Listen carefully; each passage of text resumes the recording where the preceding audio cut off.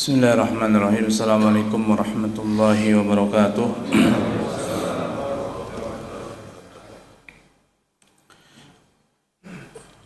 Innal hamdalillah nahmaduhu wa nasta'inuhu wa nastaghfiruh wa na'udzu billahi min shururi anfusina wa min sayyiati a'malina. May yahdihillahu fala mudilla lahu wa may yudlil fala hadiya lahu. Asyhadu an la ilaha illallah wahdahu la syarika lahu wa asyhadu anna Muhammadan abduhu wa rasuluhu la nabiyya ba'dah. Allahumma salli wa sallim ala sayyidina wa nabiyyina wa rasulina Muhammadin sallallahu alaihi wasallam wa ala alihi wa ashabihi wa man tabi'ahum bi ihsanin ila yaumiddin. Allahumma alimna bima yanfa'una wa anfa'na bima 'allamtana wa zidna 'ilma warinal haqqa haqqa warzuqna ittiba'ah warinal batila batila warzuqna ijtinabah. Allahumma faqihna fid din wa 'allimna at-ta'wil. Allahumma inna nas'aluka al-huda wat-tuqa wal-'afafa wal-ghina. Allahumma tahhir qulubana wa hassin furujana waghfir dhunubana ya arhamar rahimin.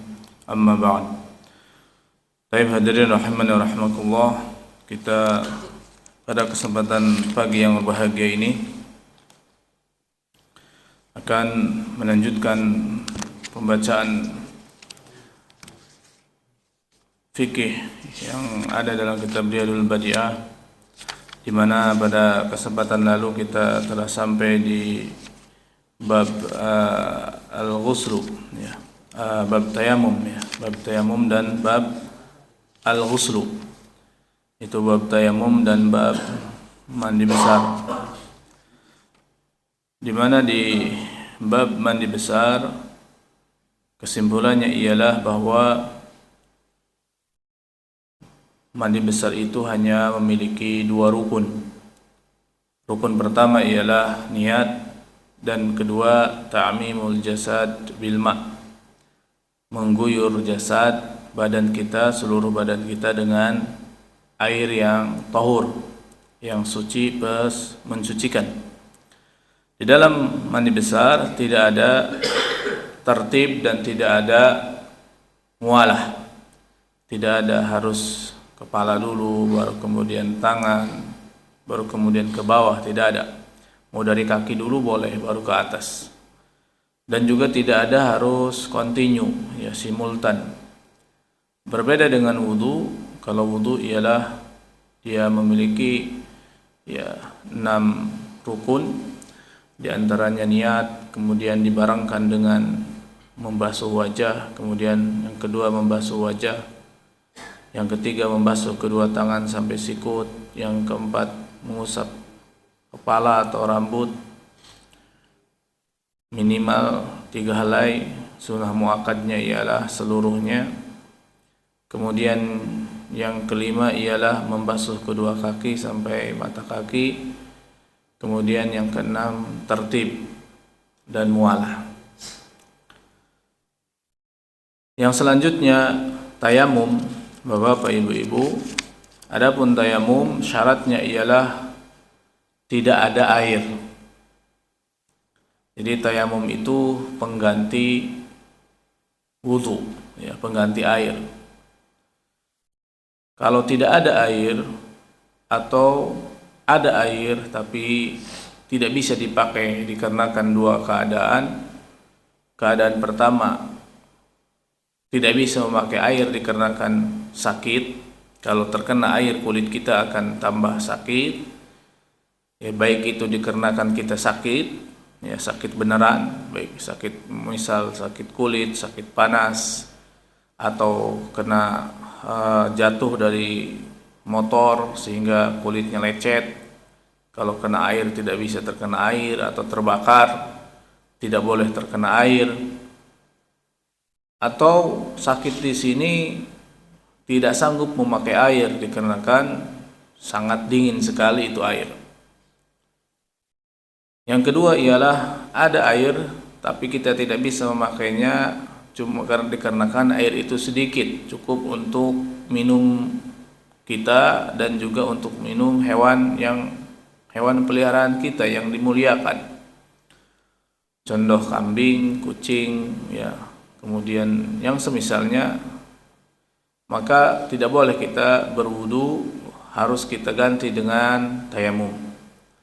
Setelah itu tayamum tidak ada lagi darurat, artinya ada darurat di dalam darurat, maka tayamum harus memakai debu, dan debunya harus terlihat, ya, tanahnya, atau harus memakai tanah, dan tanahnya harus memiliki gubar. Gubar itu debu, yang apabila kita taruh tangan kita ke tanah itu, maka gubar itu, debu itu akan menempel di tangan kita. Walaupun kita dapatkan si debu tadi dari misal angin yang berhembus, atau kita dapatkan dari debu yang menempel di tembok, atau dari debu yang kita bawa, yang kita siapkan di sebuah wadah, maka tidak masalah, ya. Asal debu itu harus terlihat dan berpindah ke tangan kita, bukan dari debu yang tidak terlihat dan tidak ada dengan alasan bahwa di alam semesta ini penuh dengan debu, karena partikel debu itu, ya, terkecilnya adalah nanometer. Enggak, bukan seperti itu. Harus terlihat debunya. Debunya harus terlihat, sehingga kita tidak bisa sembarangan misal tayamum ke tembok yang bersih, atau ke kursi mobil, atau kursi pesawat, atau kursi kereta, di mana kursi itu sangat bersih sekali, tidak ada debunya sama sekali, maka tidak bisa tayamum ke sana walaupun dengan alasannya darurat. Apalagi misal di sana ada air. Selagi ada air, maka tayamum kita tidak sah. Ingat, selagi ada air, tayamum kita tidak sah. Contoh, kita di dalam pesawat, tayamum mau sholat, ya, pesawat Saudi misal, mau tayamum ke kursi pesawat, maka tidak boleh, karena tidak ada debu di kursi pesawat. Bagaimana bisa ada debu? Kalau ada debu bahaya di pesawat, banyak debu. Maka apa yang harus kita lakukan hadirin? Maka tetap kita harus berwudu dengan air. Satu, tidak ada debu di pesawat. Yang kedua, kalaupun ada debu di pesawat tersedia air, melimpah air. Sehingga dengan artian kalau kita memakai air itu misal setengah gelas dari air yang ada di pesawat, kita tidak mati kehausan. Masih banyak, melimpah sekali air, mau di pesawat mana saja. Maka kita tidak boleh, ya, bertayamum walaupun di sana ada debu, batal tayamumnya karena adanya air. Terus bagaimana? Ya, kita harus berwudu dengan wudu air sedikit. Banyak sekali para ulama, para kiai, para ustadz yang menjelaskan tentang itu, ya, dibahas. Saya melihat juga Buya Yahya juga membahas tentang masalah air, berwudu dengan air sedikit. Kata beliau, ini dipakai bisa untuk di pesawat, bisa dipakai dikala kita misal salat Id, ya, bisa dipakai pada saat kita sedang berada di Masjidil Haram, atau pada saat kita iktikaf di 10 terakhir di Masjidil Haram.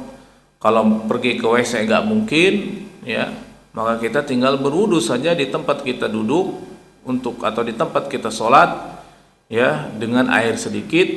Tinggal kita gelarin tikar agar tidak, ya, basah sekitarnya. Adapun syarat berwudu dengan air sedikit, di mana di dalam wudu itu hukumnya apa? Wajibnya harus al-ghuslu, harus dicuci.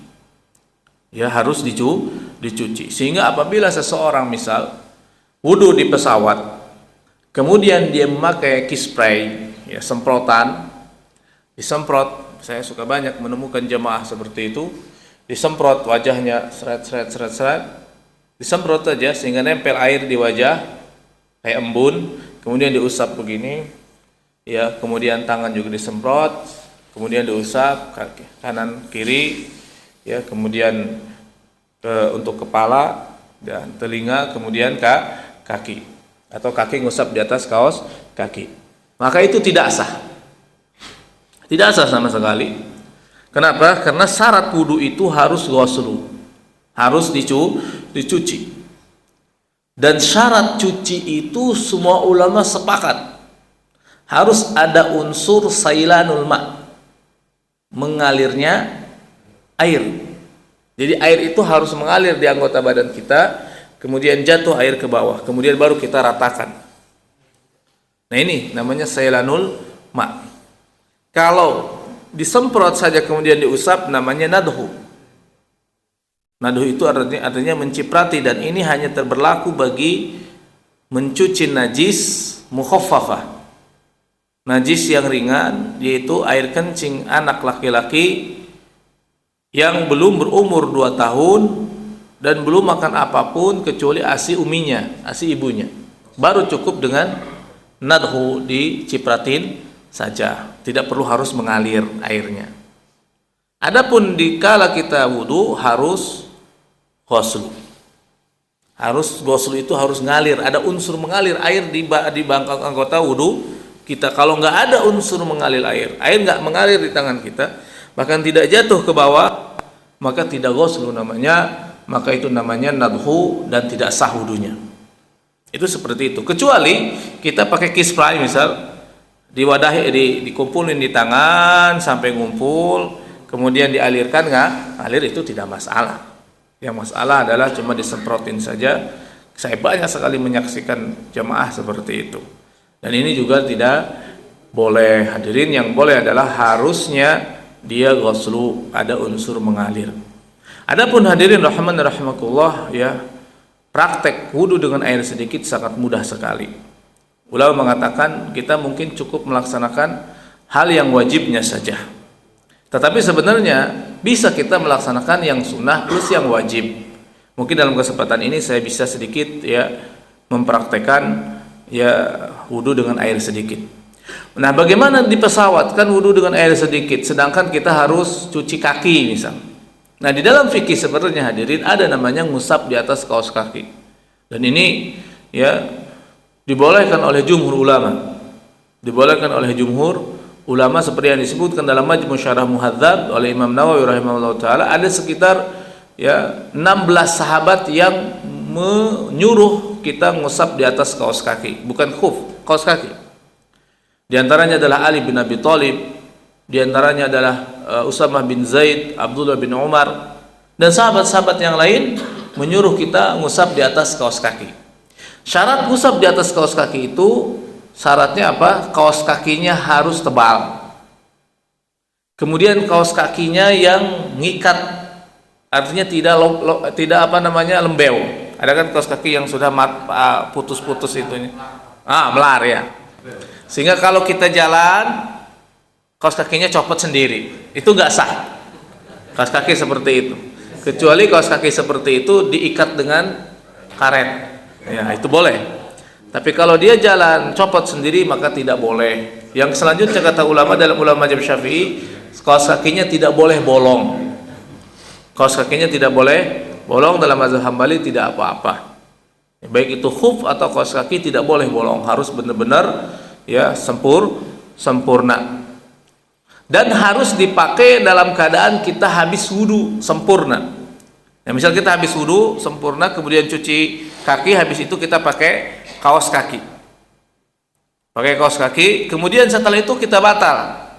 Maka dikala kita batal dan kita wudu kembali, maka pas mau basuh kaki cukup diusap saja di atas kaos kaki atau khuf, dan diusapnya di punggungnya, bukan di telapak kakinya. Karena Rasulullah SAW bersabda, "Da'huma fa inni adkhaltuhuma tahirataini." Biarkan Mughirah bin Syu'bah jangan dicopot itu khufku, karena aku memakai keduanya dalam keadaan aku habis wudu.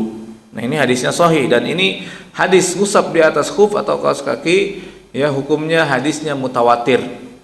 Dan ulama ahli sunnah wal jamaah diantaranya Imam Ahmad, Abu Hanifah dan sebagainya menjadikan ngusap di atas kaos kaki itu hukumnya akidah ahli sunnah wal jamaah, karena yang membolehkan cuma ahli sunnah wal jamaah doang. Adapun khawarij tidak membolehkan ngusap di atas kaos kaki, gak sah menurut mereka. Dan juga orang Syiah tidak ada bagi kepercayaan mereka ngusap di atas kaos kaki. Adapun ahli sunnah wal jamaah meyakini bahwa bolehnya kita ngusap di atas kaos kaki atau khuf dikala kita berwudu. Ya, adapun durasinya ialah bagi orang mukim sehari semalam. Bagi orang yang musafir 3 hari 3 malam. Misal kita mukim sakit, ya kebetulan di negara kita ini tidak dingin. Tapi ada yang sekali-hari dia pakai kaos kaki terus kena sakit, model saya. Kaki saya kalau nggak pakai kaos kaki rasanya dingin sekali. Itu sudah terjadi sejak SMA sana. Kalau kata orang Sunda namanya penyakit tiis. Iya serius, penyakit tiis, lemper bapak-bapak. Rasanya dingin dan lemper. Gak betah lah kalau nggak pakai kaos kaki. Itu sejak dari SMA saya. Dan tidak mungkin saya bisa tidur kecuali harus pakai kaos kaki. Gak mungkin saya bisa tidur kecuali harus pakai kaos kaki. Atau gak pakai kaos kaki, kaki saya ikat dibulat dengan sesuatu, pakai sarung dan sebagainya. Sebelah kanan, bukan sebelah kiri. Yang sebelah kanan.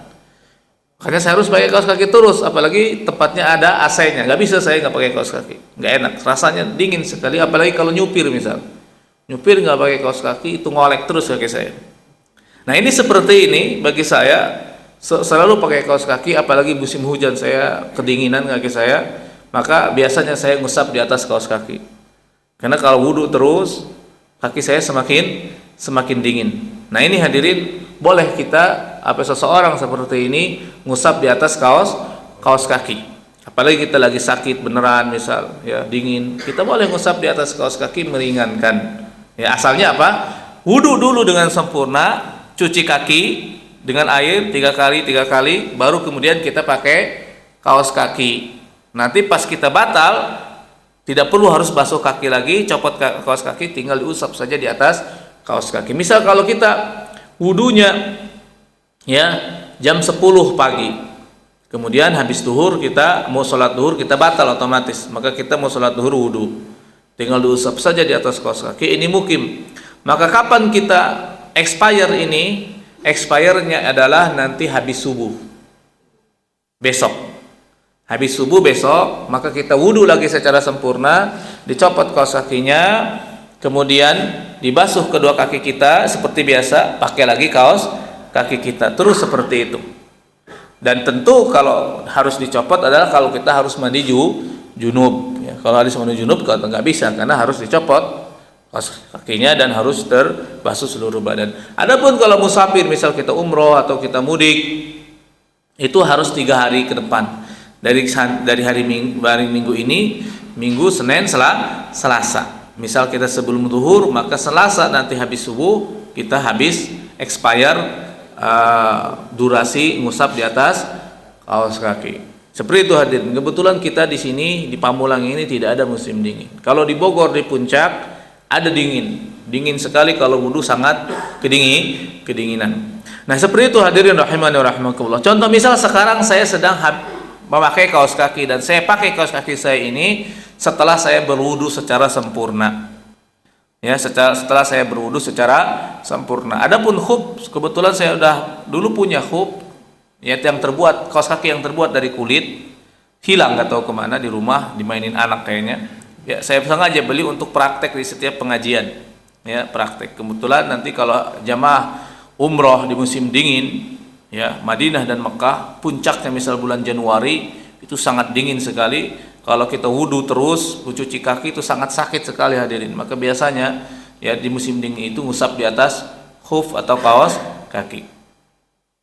Tapi hadirin rahiman rahimakumullah, saya sedikit ingin praktek tentang tata cara wudu dengan air sedikit, semoga bermanfaat bagi kita semua. Saya bawa sengaja ya sorban saya. Dan ini biasanya ya kalau kita musafir, saya pakai sorban misal kalau di Masjidil Haram atau Masjidil Haram terutama ya, atau di dalam pesawat. Saya mau wudu digelarkan saja sorban seperti ini. Nih kayak gini hadirin. Saya gelarkan sorban seperti ini, kemudian saya wudu dengan air sedikit. Caranya bagaimana? Mudah saja ya. Kalau kata Buya Yahya tidak akan habis setengah gelas. Emang faktanya seperti itu, tidak akan habis setengah gelas ya. Antum tinggal cek saja di YouTube, banyak sekali para ustadz menjelaskan tentang wudu dengan air sedikit ya. Tinggal kita, apalagi kalau aqua gelas, lebih mudah lagi, tinggal ditusuk sama kipetnya, lebih irit lagi airnya. Seperti itu hadirin. Pertama adalah tentu kita cuci tangan ya. Cuci tangan cukupnya saja air. Nah, air ini kan ada ngumpul nih, ini ngalir dia. Air ini ngalir. Maka air ini disebut ghuslu. Ya, hukumnya ghuslu. Kena air tuh dan air ngalir dan menetes. Inilah yang disebut ghuslu, hadirin. Ya, cuci tangan seperti ini wajib harus cuci tangan dulu. Ya, dan dalam mazhab Syafi'i hukumnya sunnah muakkad, dalam mazhab Hambali wajib. Ya, wajib. Kemudian habis itu kita boleh satu kali lagi misal cuci tangan, ya. Satu kali lagi. Hadirin. Kemudian habis itu kita kumur-kumur. Nah, dalam Majmu' Syarah Muhadzab yang namanya kumur-kumur ada 3 jenis. Yang penting masukin air ke mulut, kemudian ditelan, itu disebut kumur-kumur. Kumur-kumur nomor 3. Ya, kumur-kumur nomor 3. Yang kedua adalah masukin air ke mulut, kemudian digerak-gerakan, kemudian ditelan. Kumur-kumur nomor 2. Yang paling sempurna adalah nomor 1. Ya, masukin air ke mulut, digerak-gerakin, dikocokin, kemudian disemburkan lagi. Itu nomor 1. Itu yang paling sempurna. Kemudian istinsak juga adalah menghirup air ke hidung, kemudian dikeluarkan lagi, itu yang paling sempurna. Tapi cukup kata ulama ngambil air, kemudian diusapkan ke hidung saja sudah disebut istinsak dan istinsar. Misal begini, saya nomor 3 saja kumur-kumur. Nomor 2, kebetulan nggak puasa. Ya, itu sudah disebut kumur-kumur. Kemudian habis itu hadirin ngambil air kemudian diusapkan ke hidung sudah istinsak. Nah, itu sudah berarti kita dapat pahala sunnah. Yang lanjutnya adalah kita cuci muka. Cuci muka, siapkan air di sini, ya, cukupkan. Nah, ada terkumpul air, nyangkrung kalau orang Sunda, hadirin ya. Kemudian diusapkan kayak gini, diratakan. Nah, ini hukumnya al-ghuslu, ya. Misal belum cukup, tambah lagi. Ya, al-ghuslu itu basuhan. Nah, tambah lagi, diratakan. Kan air itu jatuh ke bawah semua, ya. Tapi tidak membuat kita basah kuyup. Ya. Saya cukupkan dua kali. 2 kali. Kemudian habis itu cuci tangan. Ya, cuci tangan dari tangan dulu kemudian ke sikut. Perhatikan nih. Kita harus bisa memanage airnya, ya. Nah, diratakan. Nah, ini namanya al-ghuslu, ada unsur mengalir dan airnya tak jatuh ke bawah. Dan Nabi pada saat beliau berwudu juga sama. Beliau dikala saat berwudu seperti dalam hadis Abdullah bin Umar, hampir sampai tidak kelihatan air yang jatuh ke tanah. Saking sedikitnya air. Karena memang sunnahnya dikala kita berwudu harus ngirit air, nggak boleh boros. Sehingga pada suatu hari, ya, Sa'ad bin Ubadah wudu, boros airnya, kata Nabi, "Mahadza saraf ya Sa'ad?"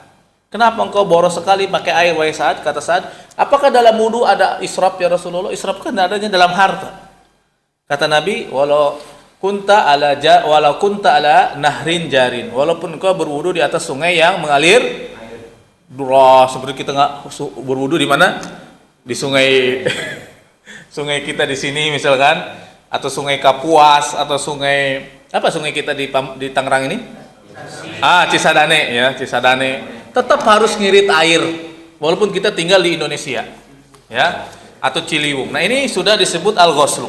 Ya, hadirin, cukup misal 3 kali kita belum cukup, ya, belum rasanya cukup, kita jadi 3 kali. Nah, ini sudah al-ghuslu. Kemudian habis itu kita cuci, basuh rambut, bukan cuci, cukup seperti ini. Dibasuhkan dari depan ke belakang. Ini sunnah muakkadnya dalam mazhab Syafi'i. Wajibnya cuma diusap saja sekali 3 helai rambut. Kemudian langsung telinga. Nah, dalam telinga ini ada 2 pendapat. Telinga masuk ke kepala. Telinga ini bagian dari kepala, tinggal pada saat mengusap rambut langsung telinga. Kalau telinga bukan bagian dari kepala, ya udah tinggal ambil lagi air, langsung diusapkan ke telinga sekali atau 3 kali. Nah, itu boleh seperti itu. Sekarang saya tidak perlu harus basuh kaki. Saya misal cuma ngusap di atas kaos kaki, hadirin. Nah, tinggal ini air dibagi 2, diusapkan begini, langsung saya usap di atas kaos kaki dari depan ke atas. Seperti ini cukup. Tidak harus basah kaos kakinya. Ya, tidak harus basah kaos kakinya. Kenapa? Karena ini dalam kasusnya kita darurat, ya. Nah, kalau kita mau basuh kaki tidak pakai ngusap di atas kaos kaki, ya udah tinggal dibasuh kakinya. Ditaruh kakinya di sini, di atas kain ini tikar, dibasuh sedikit demi sedikit sampai basah, jangan sampai boros air dan kita menjadi basah kuyup. Ini Masya Allah sangat bermanfaat sekali pada saat kita lagi di Masjidil Haram. Ya, kita tidak berbicara di atas pesawat, misal di Masjidil Haram saja, sangat bermanfaat sekali. Coba ada sebagian jamaah yang ingin wudhu, hanya untuk wudhu saja dia pergi ke WC. Jauh, Ustaz ya, jauh. Berapa? Taruhlah sekilo dari dalam masjid ke WC 3 aja yang paling dekat. Jauh. Pas balik ke masjid, lah tutup pintunya, nggak boleh masuk lagi. Celaka. Nah, tapi kalau kita bisa bawa sejadah, bawa sorban, tinggal digelar saja sejadah, tinggal digelar sorban, wudhu di atas sejadah kita, nggak perlu membasahi tikar Masjidil Haram. Pernah saya wudhu begitu, ada orang Yaman, ada orang Syria kalau nggak salah samping kiri saya, bagus kamu kayak gini, simpel sekali, katanya seperti itu. Hadirin rahimani wa rahmatullah. Dan ini hukumnya syar'i.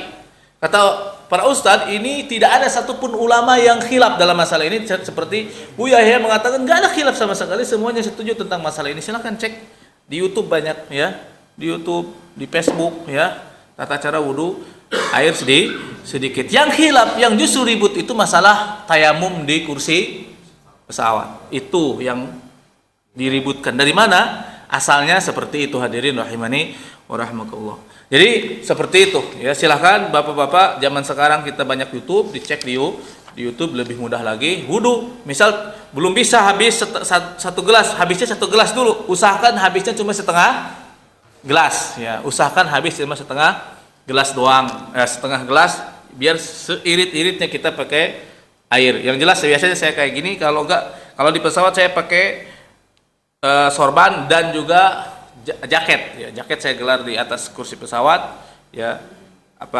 tatakan meja itu, maka saya berwudu ya. Tidak dimarahin sama pramugari, sama apapun, dia juga tahu nggak ada air yang mengalir, tidak kemana-mana ya. Ada sebagian orang berpikir kalau kita wudu di pesawat berarti nanti pesawatnya banjir. Iya, kalau wudunya seember ya, banjir pesawatnya. Seember kali 400 orang, 400 ember, berapa galon itu? Ya habis, banjir pesawatnya. Dari mana dapat airnya juga? Nggak ada air di pesawat kayak gitu. Ini kita tinggal pakai air gelas ya, air gelas, aqua gelas, ya tinggal wudhu saja, mudah sekali. Seperti itu hadirin rahimani rahimakumullah, wallahu a'lam bishawab. Semoga bermanfaat ya. Insya Allah mudahkan kita dalam segala hal. Yang selanjutnya hadirin rahimani rahimakumullah, kita berlanjut ke bab najasah. Belum ya, bab najasah, bab najis. Qala al-mu'allif rahimahullahu taala, berkata Imam Nawawi rahimahullahu taala, Syekh Nawawi rahimahullahu taala, babun najasati wa izalatiha. Bab najis dan tata cara menghilangkan najis. Pertama hadirin, sebelum kita beranjak ke matan bab najasah ini, yang harus kita pahami hadirin bahwa tolok ukur di dalam najis dan ya, di dalam najis dan juga hadas, baik itu hadas besar atau hadas asghar, ingat, dalam najis dan hadas. Dalam istilah fikih yang lain, najis itu namanya hadas hakiki. Maaf, najis itu namanya najis hakiki. Kalau hadas itu namanya najis maknawi. Gitu Ustaz. Najis maknawi. Artinya seakan-akan dia najis tetapi hanya secara makna saja, tidak secara zahir. Tetapi dalam mazhab Syafi'i nggak ada namanya najis maknawi. Adanya najis dan hadas. Ya, adanya najis dan hadas. Nah, tolok ukur di badan kita ada najis, tolok ukur di tempat kita ada najis, di pakaian kita ada najis, tolok ukurnya harus yakin. Dan juga tolok ukur kita hadas, artinya batal wudu kita, baik itu hadas asghar atau hadas akbar, harus berdasarkan yakin. Dalilnya apa? Dalilnya Rasulullah SAW bersabda dari hadis Abbad bin Tamim ya. Rasulullah SAW bersabda, kata beliau, kata sahabat, syukiya ila Nabi sallallahu alaihi wasallam rajulun yukhayyalu annahu ya, annahu yukhayyalu kharaja syai'un min fi shalah ya. Dikeluhkan kepada Rasulullah sallallahu alaihi wasallam tentang seorang laki-laki, bahwa seorang laki-laki ini kalau sholat suka merasa ada yang keluar dari tempat keluarnya, dari duburnya, mohon maaf. Apa itu? Keluar angin. Satu pendapat keluar angin, satu pendapat lagi keluar madhi. Kalau setiap sholat dia pasti merasa ada yang keluar, itu keluar angin atau keluar madhi. Gimana ya Rasulullah, kok saya begini terus? Apakah Nabi, kata Nabi, ini kan ragu. Perasaannya seperti itu. Apa kata Nabi? La yansarif hatta yasma'a sautan aw yajida riha. Jangan sampai itu si sahabat berpaling dari sholatnya, artinya batalin sholat gara-gara merasa dia buang angin atau adanya tetesan air kencing, sampai dia mendengar suara atau mencium bau, artinya yakin. Ini dalil hadirin menjadi kaidah yang besar dalam fikih bahwa ya al yakin la yazuluhu syak, keyakinan tidak dihilangkan oleh keraguan. Satu. Yang kedua adalah bahwa tolak ukur najis itu ada najis atau tidak ada najis harus berdasarkan yakin. Sudah saya singgung kesempatan yang lalu. Berdasarkan dalil ini. Dan juga dalil yang lain, da ma yaribuku ila ma la yaribuk. Tinggalkan yang membuat engkau ragu-ragu kepada hal yang tidak membuat engkau ragu. Contoh misal, kan di sana kan WC. Hadirin, kalau orang ke WC pasti nginjak najis. Misal dia ke WC, keluar WC, jalan ke sini, kemungkinan dia jalan ke sini kan nginjak najis. Berarti kemungkinan tempat ini ada najis. Taruhlah di ujung sana karpet ada najisnya. Nah, orang jalan dari sana nginjak karpet, ada nginjak najis, kemungkinan sampai di sini ada najis. Berarti tempat ini, masjid kita ada najisnya. Nah, kita harus bertanya, apakah najis itu terlihat? Ada bendanya terlihat? Oh, enggak ada. Taib, enggak terlihat, mungkin tercium? Enggak ada juga. Atau mungkin dirasa dijilat dia misalnya ini? Oh, enggak ada. Berarti ragu kan? Iya, ragu. Saya ragu kayaknya ini ada najis. Berarti hukumnya suci. Jadi tidak boleh berdasarkan keraguan tentang najis, harus berdasarkan yakin. Itu kaidah syariah, kaidah fikih. Begitu juga hadas. Ini saya batal atau enggak tadi ya? Oh ya, enggak batal. Berarti dalam keadaan masih suci. Kalau berdasarkan batal dan ada najis berdasarkan keraguan, bahaya hadirin, celaka kita. Semua kita ragu. Enggak bisa kita sholat di sini, ragu. Oh ini ada najis, oh berarti enggak boleh sholat di sini, ragu. Alhamdulillah syariat ini Allah memudahkan kita bahwa dalam tolak ukur najis dan hadas harus yakin. Sekarang kebalikannya, kalau tolak ukur bersuci harus cukup dengan prasangka, zon. Benar Ustaz.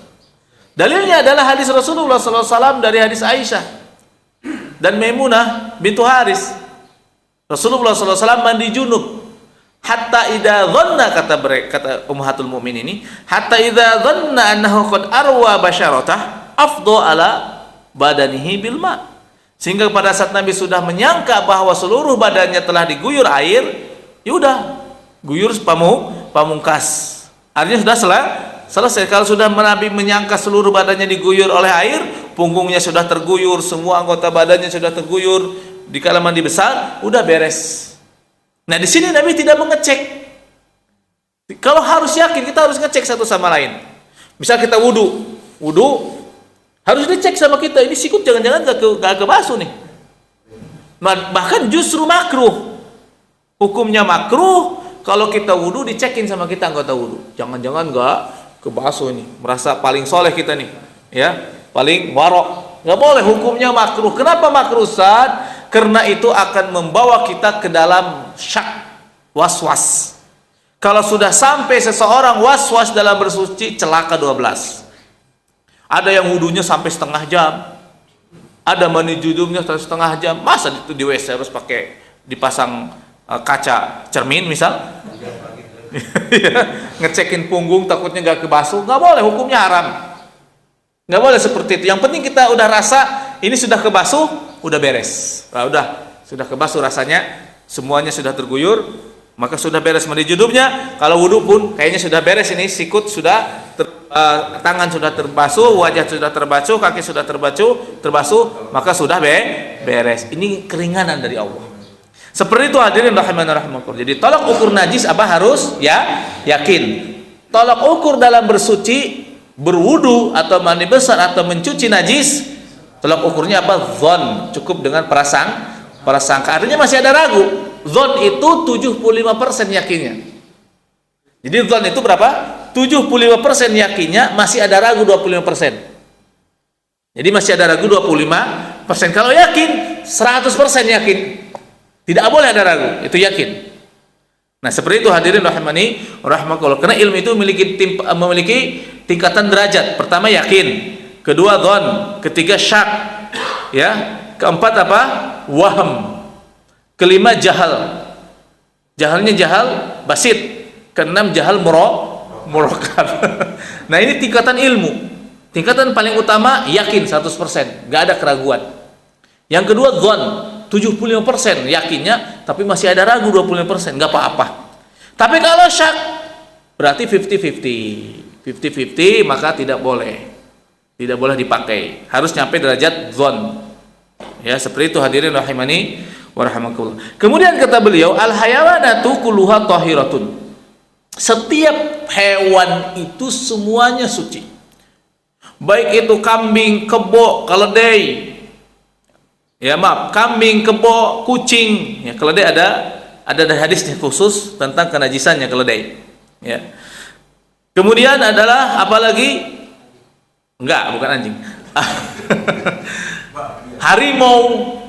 Harimau, ya, singa, semuanya suci.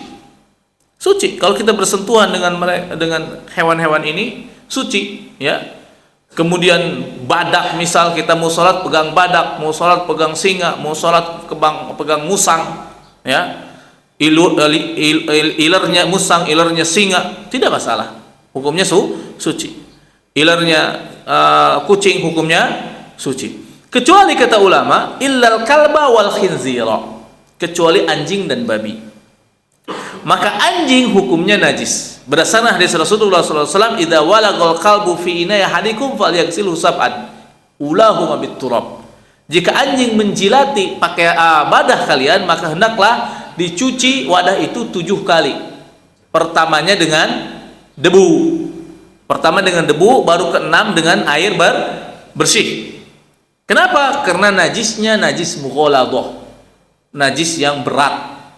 Karena najis itu ada 3 bagian, najis mughaladah, najis yang berat, yaitu najis anjing dan babi, dan apa yang lahir dari keduanya. Yang kedua adalah najis mukhaffafah, najis yang ringan, itu hanya ada satu jenis, itu air kencing anak laki-laki, ya, bayi laki-laki yang belum berumur 2 tahun dan tidak makan apapun kecuali ASI. Jadi kalau bayi sudah minum supor, itu sudah najisnya najis mutawassithah, harus dibasuh, tidak boleh dicipratin doang. Yang ketiga adalah najis mutawassithah, yaitu semua bentuk najis selain dari najis anjing dan babi, dan selain dari najis air kencing anak laki-laki yang belum berumur 2 tahun dan tidak makan apapun kecuali ASI uminya. Nah, najis mukhaffafah dalam pendapat lain, dalam mazhab lain, dalam mazhab Hambali misal, hadirin ada 2 najis mukhaffafah dalam mazhab Hambali, yaitu air madhi.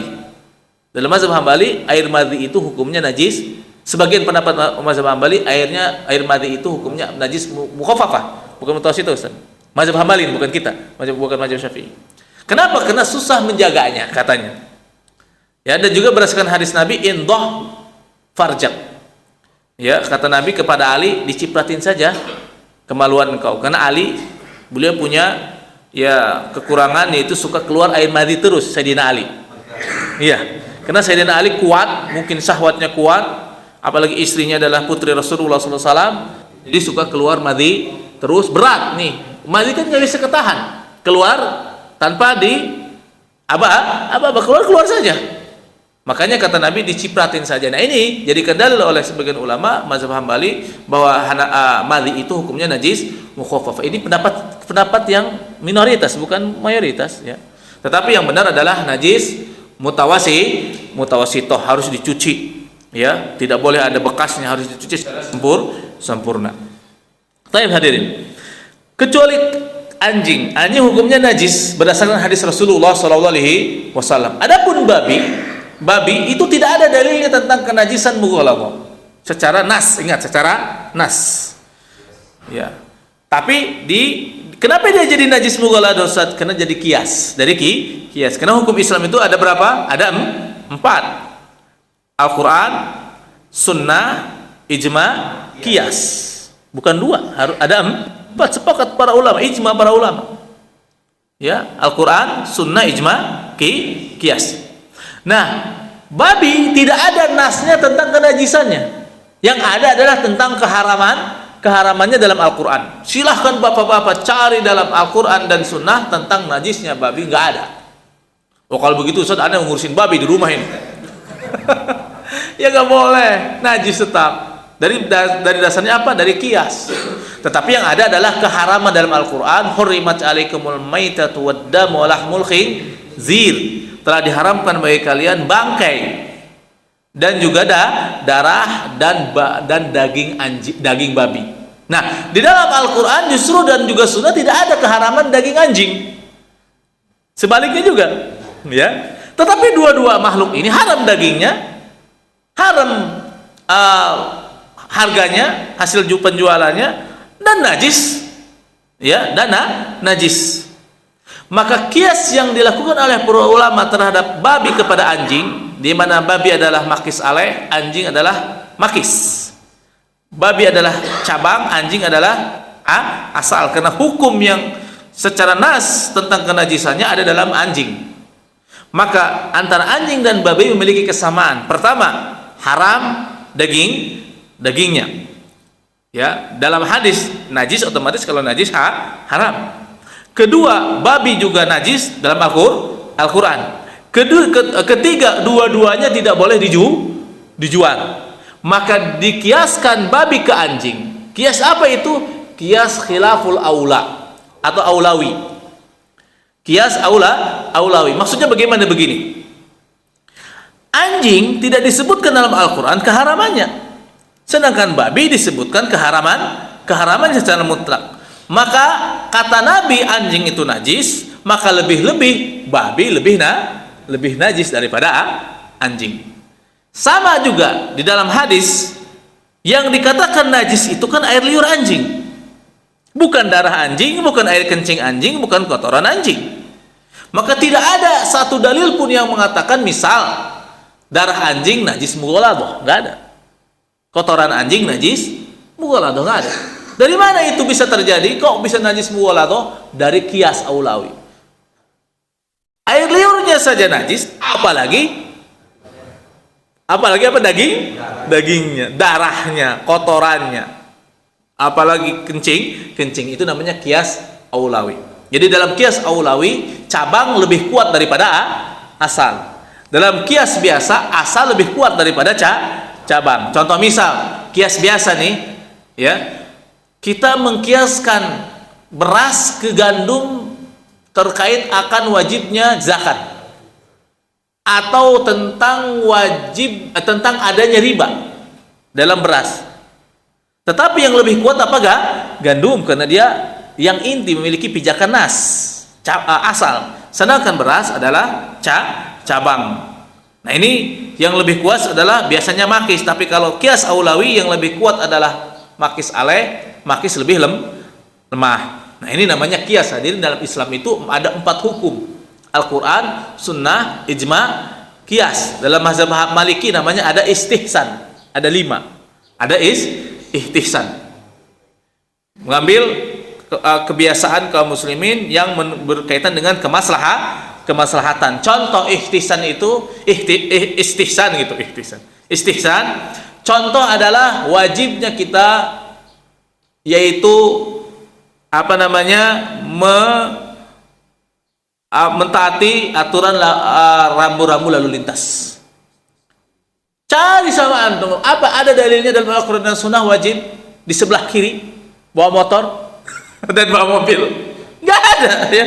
Atau wajib berhenti di lampu merah? Nggak ada, nggak bakalan kayak ini. Jangan sampai kita berdalil, Allah kan nggak ada dalilnya, saya pakai sebelah kanannya saja bawa mobil, silahkan saja, ya. Kalau ingin saya sholatin seperti itu. Wajib kita bawa motor dan mobil di sebelah kiri. Wajib kita di lampu merah berhenti. Itu istihsan. Itu berkaitan dengan kemaslahatan umum umat. maslahat kita berhenti di lampu merah, kalau enggak kita tabrakan. Nah itu hadirin hukumnya wajib. Nah ini adalah hukum Islam.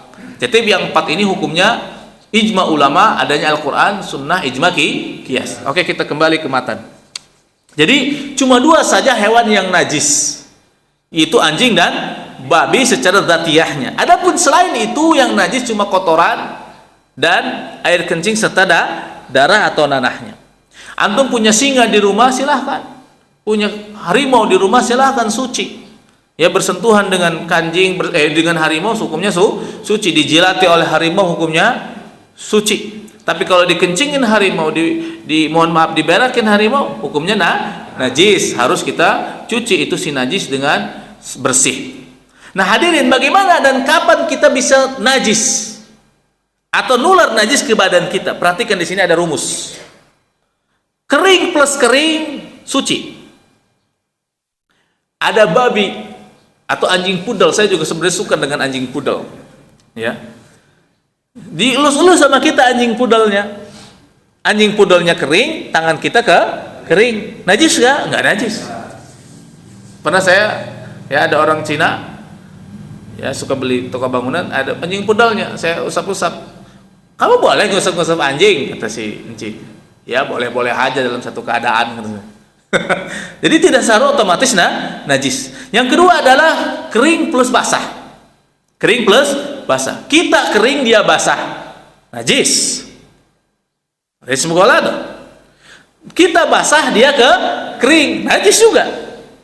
Ya, jadi kayak positif plus negatif. Negatif plus negatif sama dengan positif. Positif plus positif sama dengan positif. Ya. Nah, yang kedua adalah basah plus basah. Basah plus basah hukumnya najis. Kasus selanjutnya, basah plus basah tapi di dalam air. Perhatikan ini. Kita masuk ke sungai atau ke laut atau kolam renang.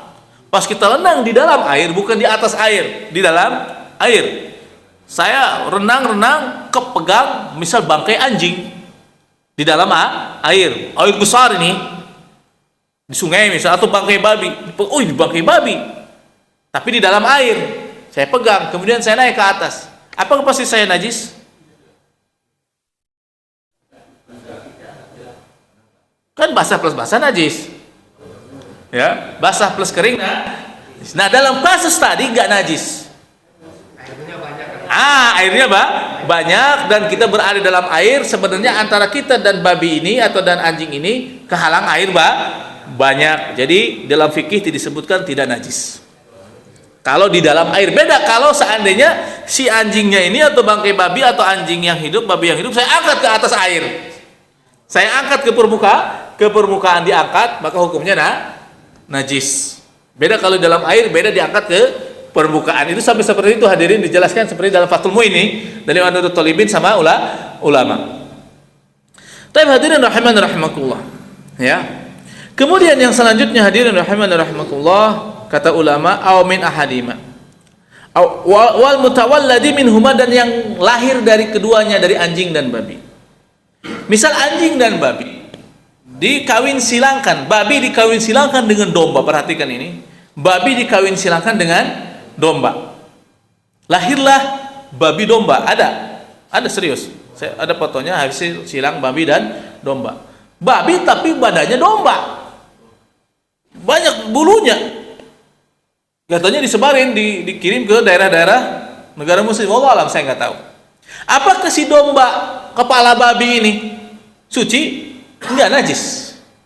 Hukumnya najis mughalladh. Atau anjing dikawinkan dengan kelinci.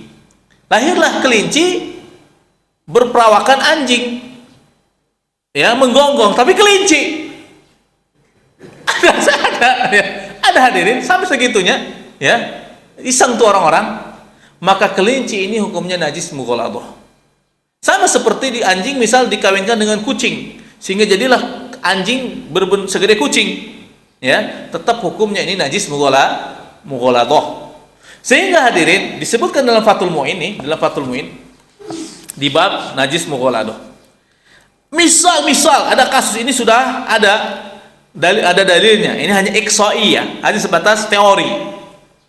Ya, faktanya mungkin tidak ada. Apa itu? Idza naja kalbun aw khinjirun adamiyan fawaladat adamiyan.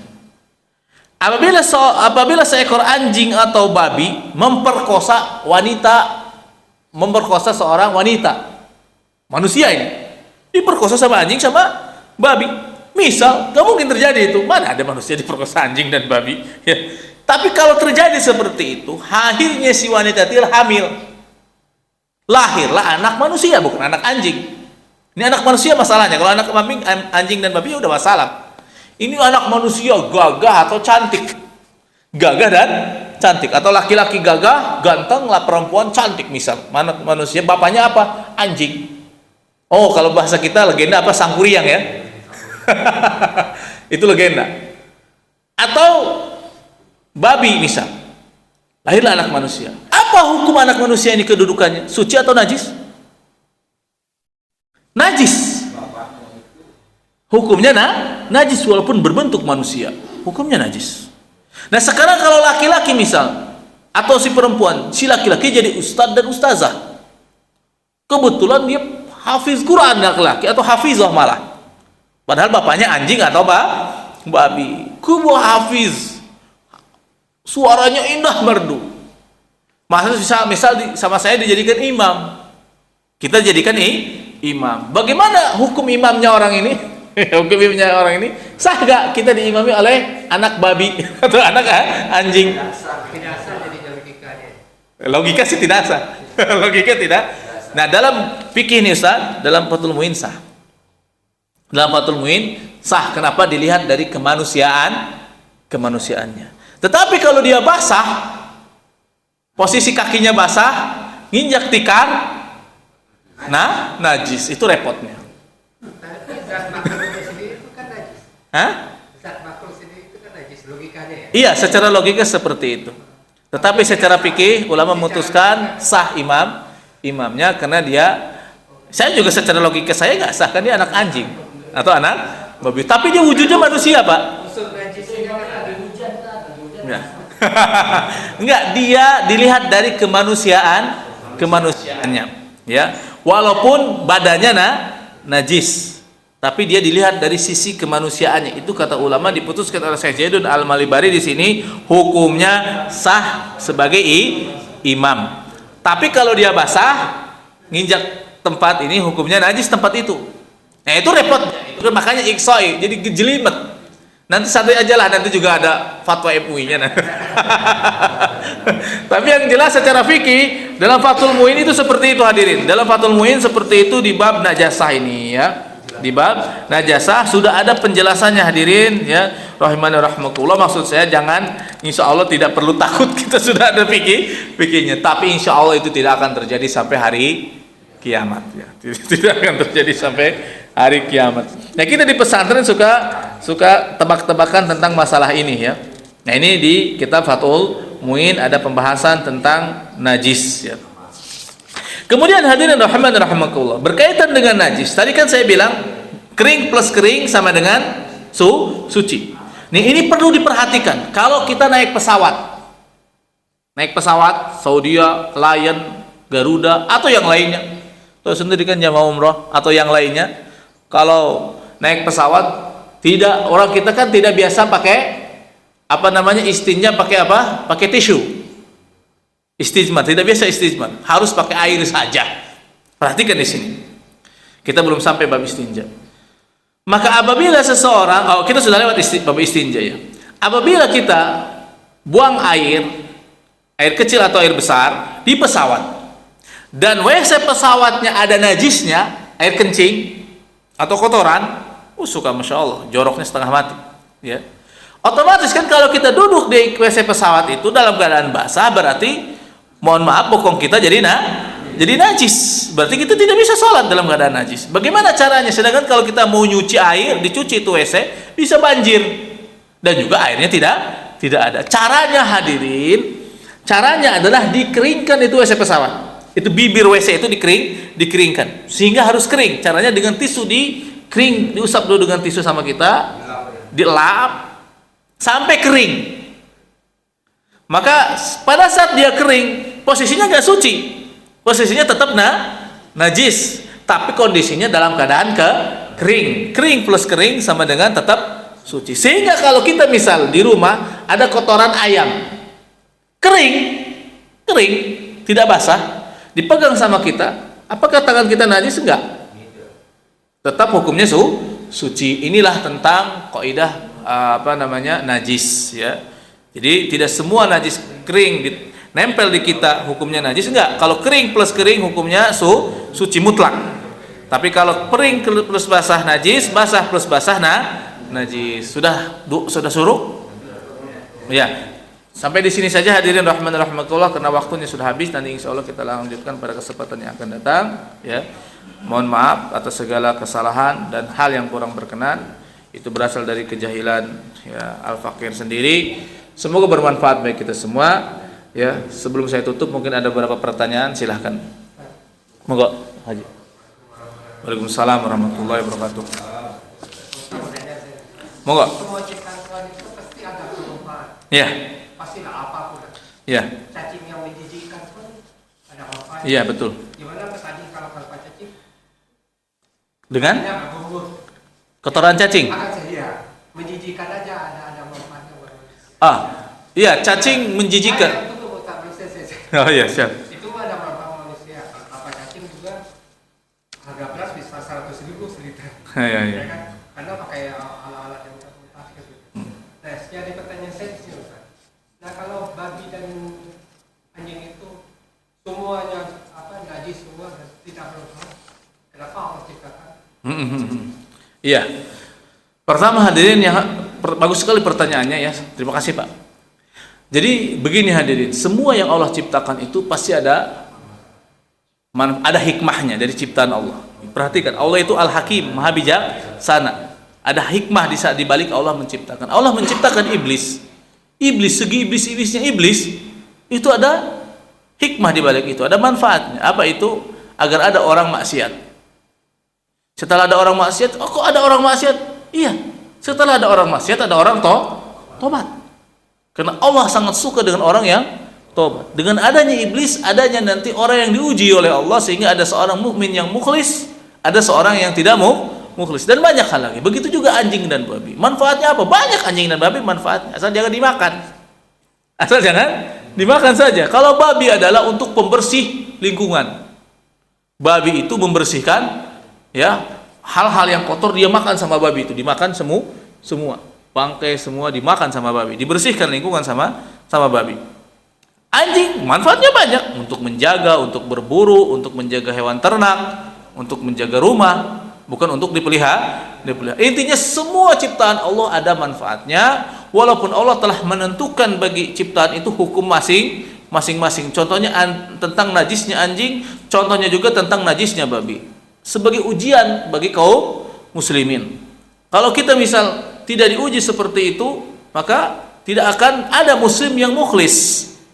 Kita diolok-olok sama orang-orang Nasrani, masa kalian takut sama babi?